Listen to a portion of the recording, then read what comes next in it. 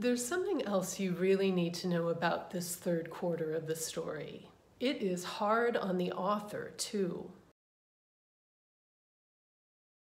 Right about now is when writers hit the wall, and a lot of them abandon their books or scripts. Let's face it, it is easy to write a first act. It's new, it's fresh, it's exciting. It's really a lot like being in love. You're so high on endorphins that you don't stop to think, and that means you don't get in your own way. It can even be not that hard to get through Act 2, Part 1 to the midpoint. But in that third quarter, things start to get murky. You feel like you're not getting anywhere. In fact, you have no freaking clue where you are. You don't know where you are. You don't know where you're going. You don't know why you started the whole thing to begin with.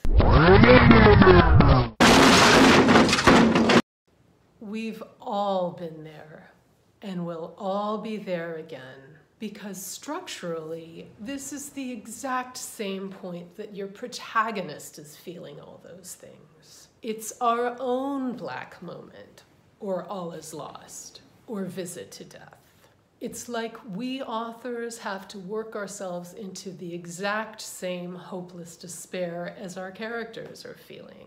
We have to be at the point of giving up to get that emotion onto the page and to feel that blinding insight, that rush of revelation when we finally do solve it. So if you find yourself in this situation, and really I mean when, please know this. It's part of the process. You have to feel this despair to come up with a brilliant reversal. And you will. We always do. As long as you keep going.